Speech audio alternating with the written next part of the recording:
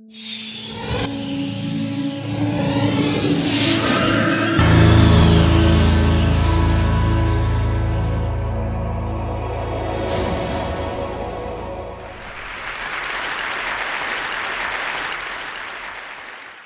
morning. How are you? It's been great, hasn't it? I've been blown away by the whole thing. In fact, I'm leaving.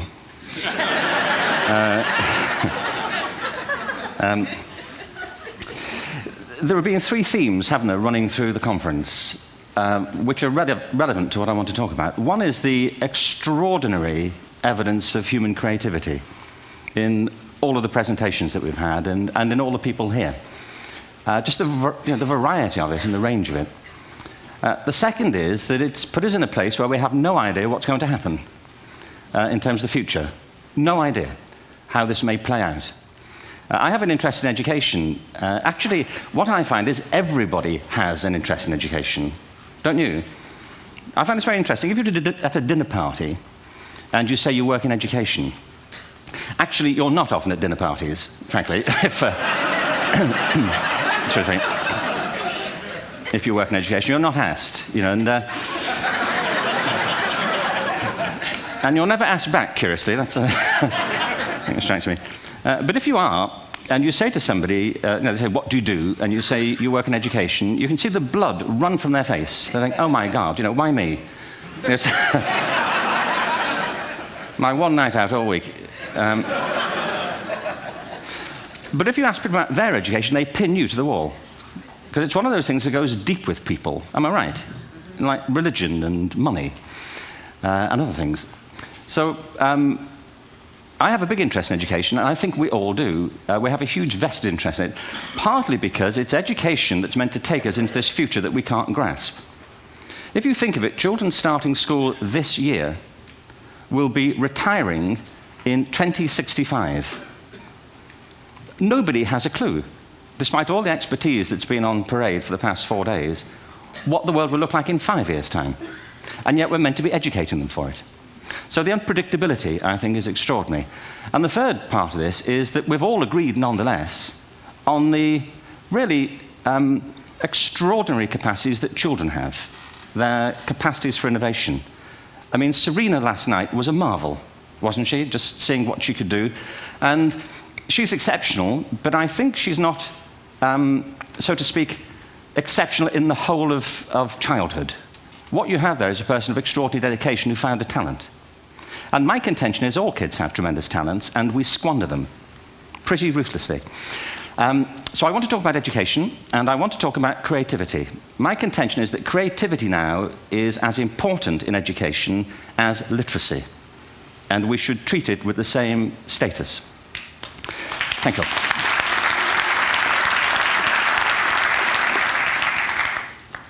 That was it, by the way. Thank you very much. So, 15 minutes left. Well, I was born... No, I had a great story recently, I love telling it, of a little girl who was in a drawing lesson. She was 6, and she was at the back drawing, and the teacher said this little girl hardly ever paid attention. And in this drawing lesson, she did. And the teacher was fascinated. She went over to her, and she said, "What are you drawing?" And the girl said, "I'm drawing a picture of God." And the teacher said, "But nobody knows what God looks like." And the girl said, "They will in a minute."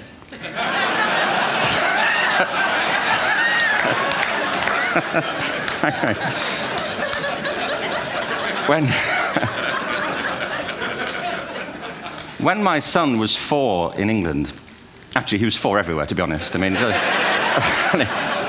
if we're being strict about it, wherever he went, he was 4 that year. But he was in the Nativity play. Do you remember the story? No, it was big. It was a big story. Mel Gibson did the sequel. You may have seen it. I don't know. It was Nativity 2. But James got the part of Joseph, which we were thrilled about. We consider this to be one of the lead parts. We had the place crammed full of agents in T-shirts, James Robinson is Joseph. He didn't have to speak, but do you know the bit where the 3 kings come in? They come in bearing gifts, and they bring gold, frankincense, and myrrh. This really happened. We're sitting there, and they, I think, just went out of sequence. Because we talked to the little boy afterwards and said, are you okay with that? And they said, yeah, why was that wrong? They just switched, I think that was it. Anyway, the three boys came in, little 4-year-olds with tea towels on their heads, and they put these boxes down. The first boy said, "I bring you gold." And the second boy said, "I bring you mare." And the third boy said, "Frank sent this."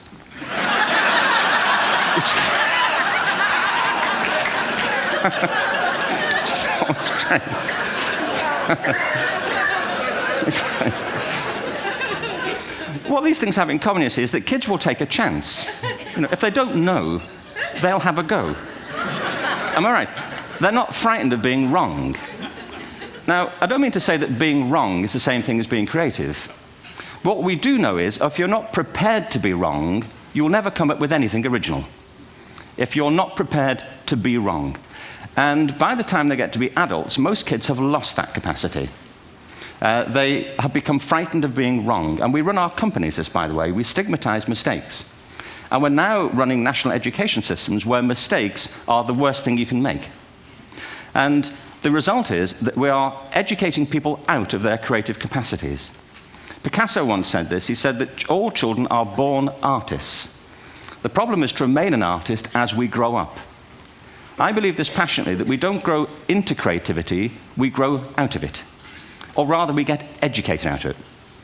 So why is this? I lived in Stratford-on-Avon until about 5 years ago. In fact, we moved from Stratford to Los Angeles. So you can imagine what a seamless transition this was from LA. Actually, we lived in a place called Snitterfield, just outside Stratford, which is where Shakespeare's father was born. Are you struck by a new thought? I was. You don't think of Shakespeare having a father, do you? Do you? Because you don't think of Shakespeare being a child. Do you? Shakespeare being 7. I never thought of it. I mean, he was 7 at some point. He was in somebody's English class, wasn't he? Do you understand? Really? How annoying would that be?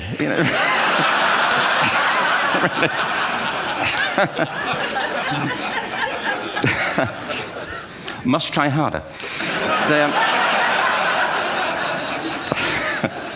Being sent to bed by his dad to Shakespeare. Go to bed now, to William Shakespeare, and put the pencil down, and stop speaking like that. It's confusing everybody.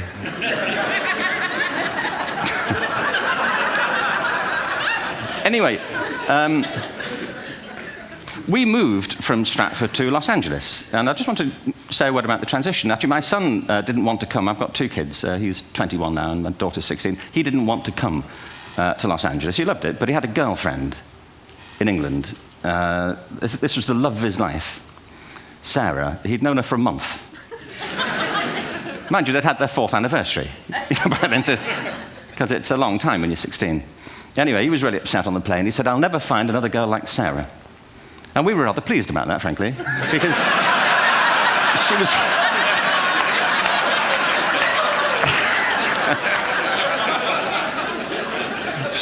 she was the main reason we were leaving the country.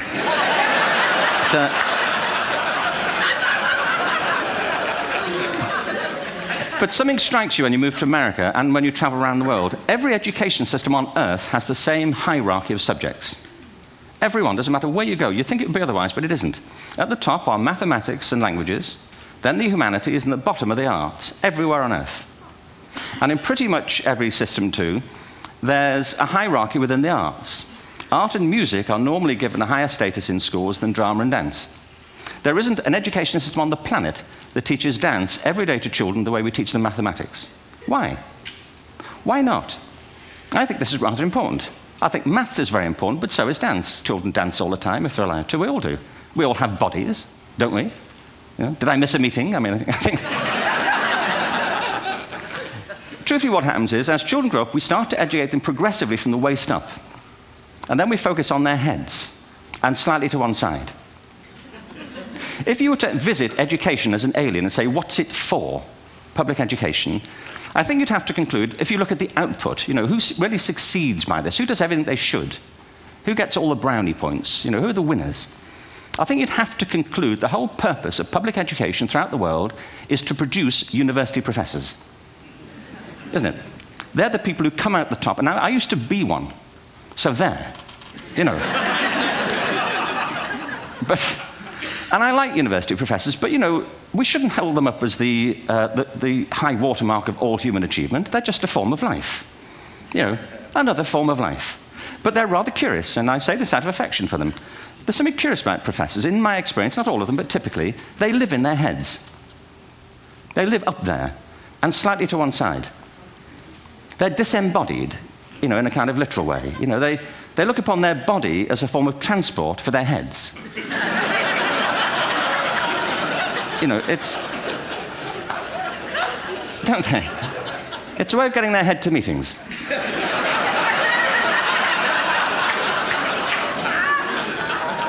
If you want real evidence of out-of-body experiences, by the way, get yourself along to a residential conference for senior academics and pop into the discotheque on the final night. And there you will see it, grown men and women writhing uncontrollably off the beat. Waiting till it ends so they can go home and write a paper about it. Now, our education system is predicated on the idea of academic ability. And there's a reason. The whole system was invented around the world. There were no public systems of education really before the 19th century. They all came into being to meet the needs of industrialism. So the hierarchy is rooted on two ideas. Number one, that the most useful subjects for work are at the top. So you were probably steered benignly away from things at school when you were a kid, things you liked, on the ground you would never get a job doing that. Is that right? Don't do music, you're not going to be a musician. Don't do art, you won't be an artist. Benign advice. Now, profoundly mistaken. The whole world is engulfed in a revolution. And the second is academic ability, which has really come to dominate our view of intelligence because the universities designed the system in their image.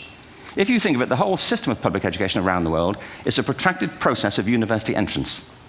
And the consequence is that many highly talented, brilliant, creative people think they're not, because the thing they were good at school wasn't valued or was actually stigmatized. And I think we can't afford to go on that way. In the next 30 years, according to UNESCO, more people worldwide will be graduating through education than since the beginning of history. More people. And it's the combination of all the things we've talked about, technology and its transformational effect on work, and demography and the huge explosion in population. Suddenly, degrees aren't worth anything. Isn't that true? When I was a student, if you had a degree, you had a job. If you didn't have a job, it's because you didn't want one. And I didn't want one, frankly. So, but now, kids with degrees are often heading home to carry on playing video games because you need an MA, where the previous job required a BA, and now you need a PhD for the other. It's a process of academic inflation, and it indicates the whole structure of education is shifting beneath our feet. We need to radically rethink our view of intelligence. We know three things about intelligence. One, it's diverse. We think about the world in all the ways that we experience it. We think visually, we think in sound, we think kinesthetically, we think in abstract terms, we think in movement. Secondly, intelligence is dynamic. If you look at the interactions of a human brain, as we heard yesterday from a number of presentations, intelligence is wonderfully interactive. The brain isn't divided into compartments. In fact, creativity, which I define as the process of having original ideas that have value, more often than not, comes about through the interaction of different disciplinary ways of seeing things. The brain is intentionally, by the way, there's a shaft of nerves that joins the two halves of the brain called the corpus callosum. It's thicker in women. Following on from Helen yesterday, I think this is probably why women are better at multitasking. Because you are, aren't you? There's a raft of research, but I know it from my personal life. If my wife is cooking a meal at home, which is not often, thankfully, but you know, if she's doing... No, she's good at some things. But if she's cooking, you know, she's dealing with people on the phone, she's talking to the kids, she's painting the ceiling, you know, she's doing open heart surgery over here. If I'm cooking, the door is shut, the kids are out, the phone's on the hook. If she comes in, I get annoyed. I say, Terry, please, I'm trying to fry an egg in here. You know,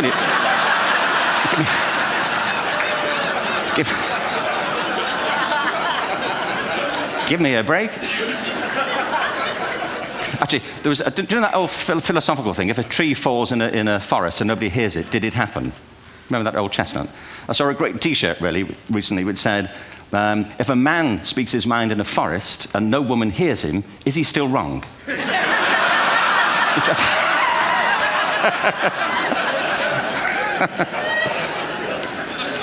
And the third thing about intelligence is it's distinct. I'm doing a new book at the moment called Epiphany, which is based on a series of interviews with people about how they discovered their talent. I'm fascinated by how people got to be there.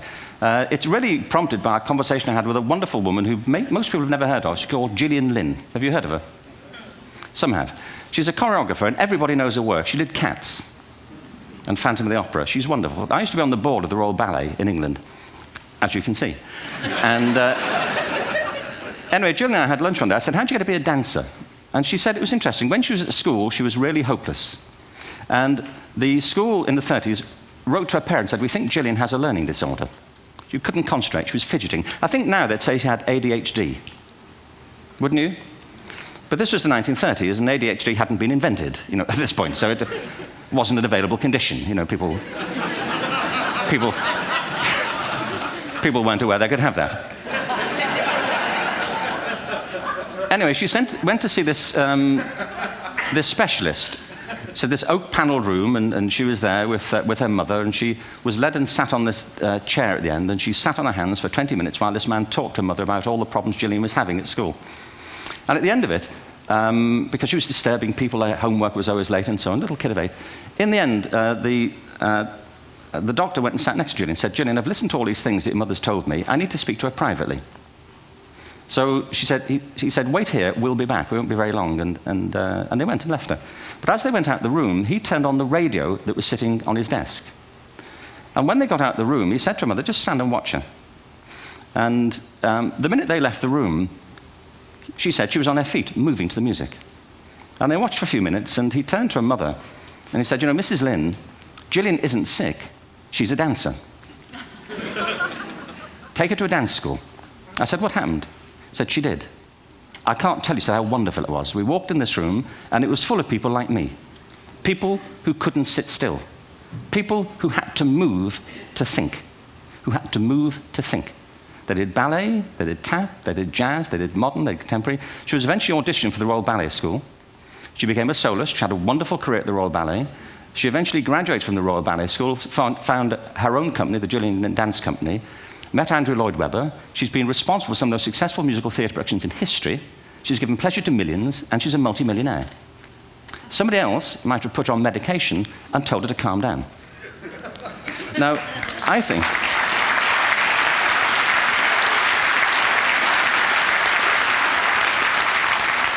What I think it comes to is this. Al Gore spoke the other night about ecology and the revolution that was triggered by Rachel Carson.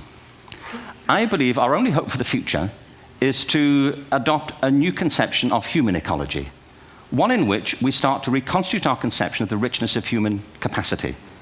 Our education system has mined our minds in the way that we've strip-mined the earth for a particular commodity, and for the future, it won't serve us. We have to rethink the fundamental principles on which we're educating our children. There was a wonderful quote by Jonas Salk, who said, if all the insects were to disappear from the earth, within 50 years, all life on Earth would end.